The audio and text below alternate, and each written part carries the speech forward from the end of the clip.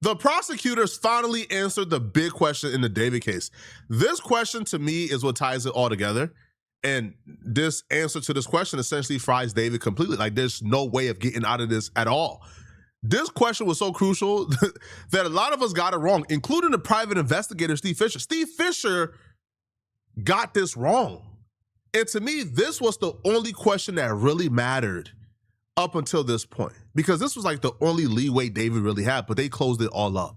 Day one in the David preliminary hearing was dramatic and bone-chilling. There were photos shown of Celeste's decomposed body found in the trunk of David's car, and her family was there to watch. They were warned that they may want to look away. They did not, although Celeste's mother actually grabbed her hand and put it over her face at one point. It was gruesome. They showed her body cut up. There was a head and a torso intact. The limbs were cut off.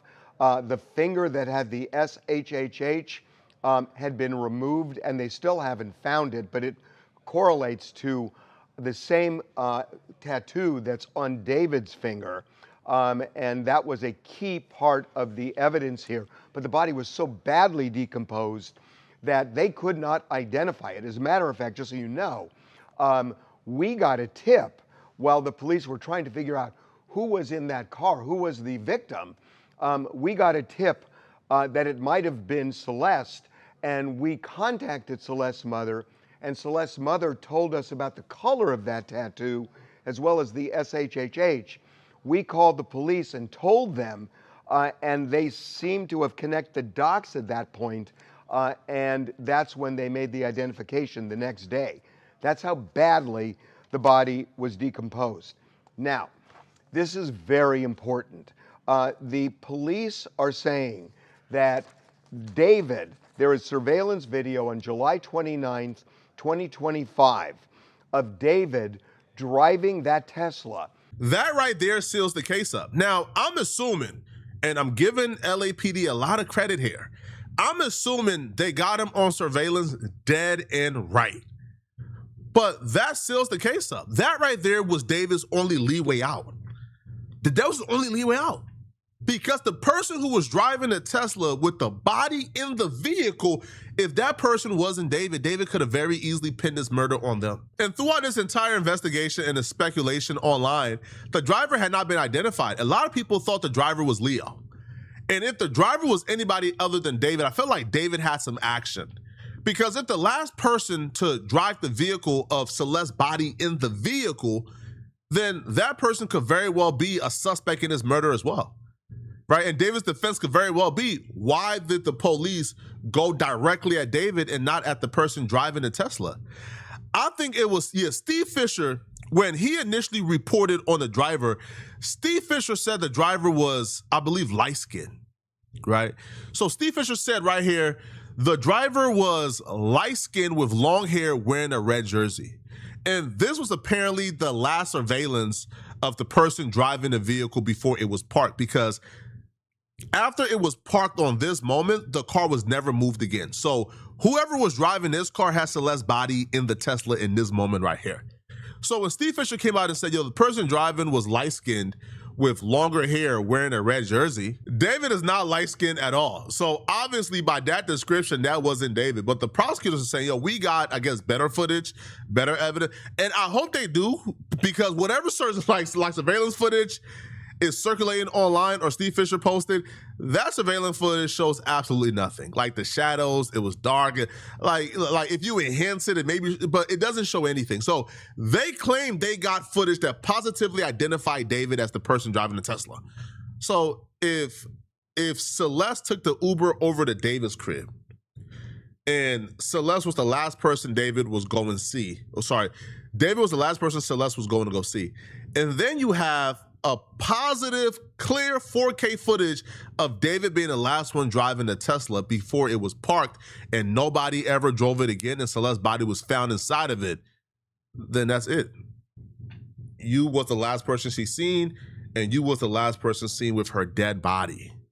It's chalked. It's over with. How can you get out of this? You can. And parking it where the car was ultimately found with the body inside.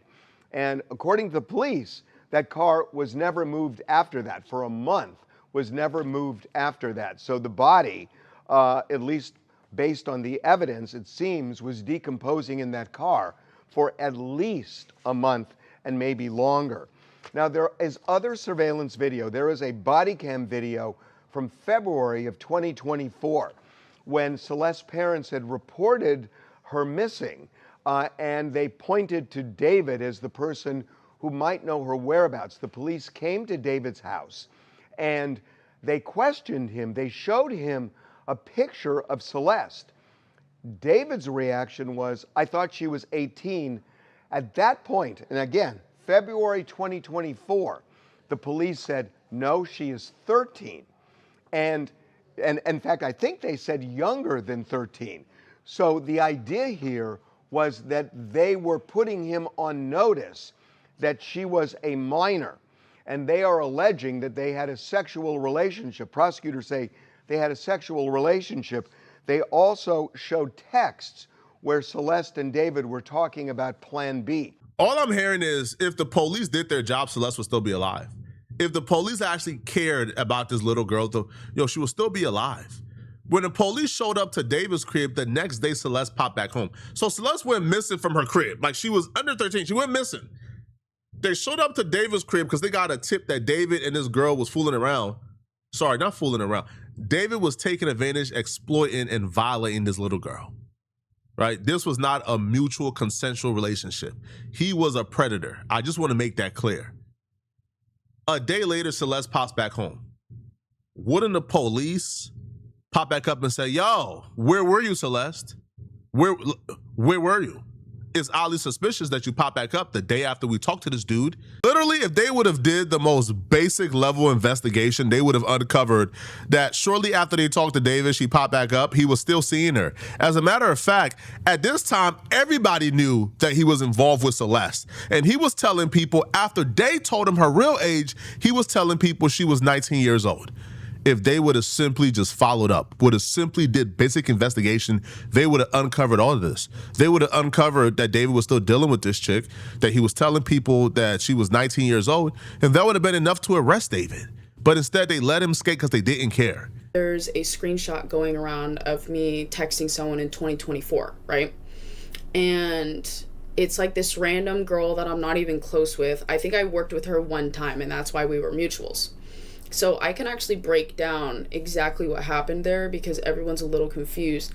I didn't feel like I was able to talk about this because I didn't know what was legally acceptable, or if I talked about something, it was like tampering with evidence. You know what I mean?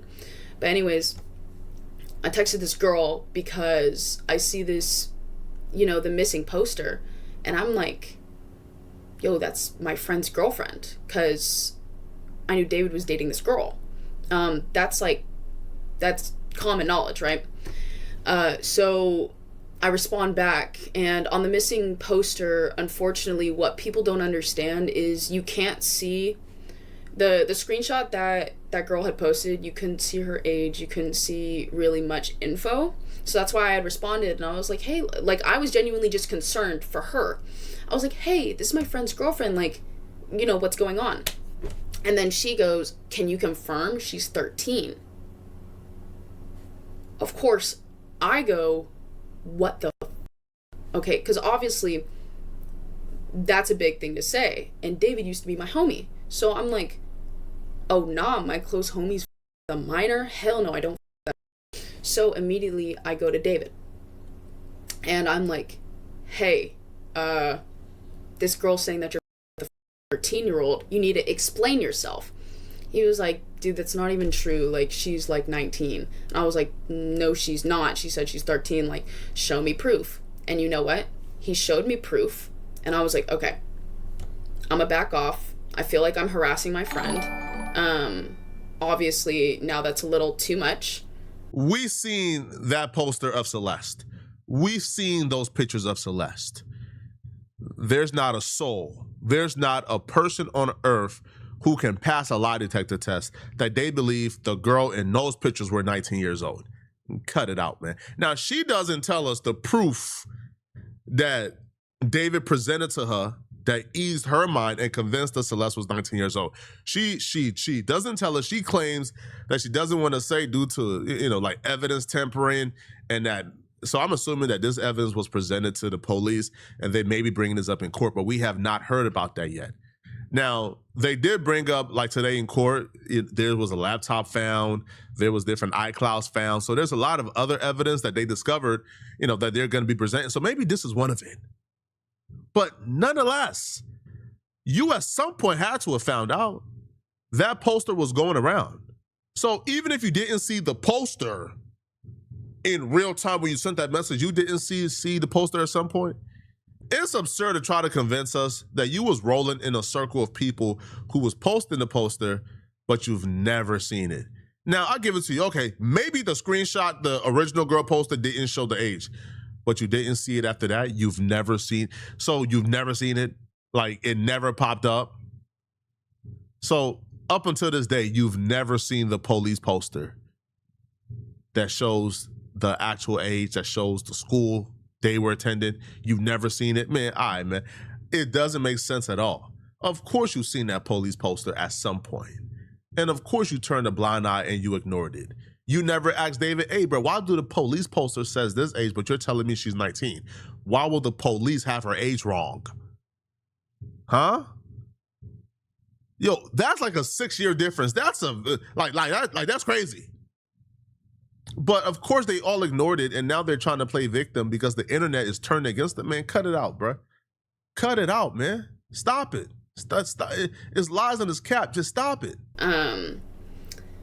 And obviously there was more conversation than that. I can't get into every single detail for legal reasons, but I didn't just go, oh, hey, is your friend 13? And he went, no. And I was like, oh, okay, la la la la la la. Like, I wasn't being stupid.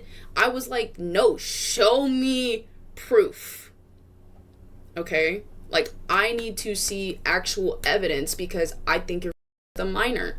And obviously when my friend tells me, he's like, no, I'm not, shows me proof that he is not, and I harass him more, and he's like, dude, like, chill the f*** out. Like, manipulated the fuck out of me, to be honest. I was like, okay, like, honestly, I'm tripping. Geez, okay, I'm a layoff. You know what I mean? So that's pretty much the explanation with the screenshot. I know a lot of people have been wanting me to talk about it. If the police would have did their job, Celeste would still be alive. Now, as far as today, I feel like, David is 100% cooked. This is a preliminary hearing, but I'll be real, bro. I didn't hear not one solid argument from David's side of things, bro. I don't even think at this point David or his family have any hopes, to be honest, that he will be released or that he could beat this.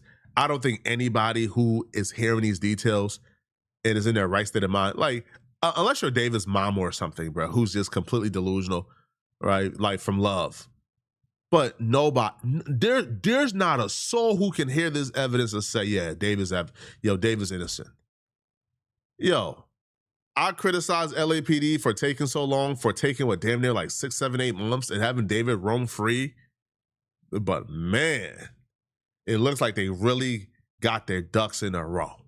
Now, we'll be covering more evidence. My next video will be a suspect or a witness, they call it, right? I guess I can't legally call this person a suspect, but this very sketchy witness that I believe should be arrested. So check back on this channel for my next David video, okay? But if you're still watching this video and you want to watch another good video, click on this video right here somewhere on my screen to find out how Jay Prince and Mob Ties came inches away from killing and murdering Charleston White earlier today. I'm gonna see you guys in this Charleston White and Mob Ties video. I'm out of here, folks.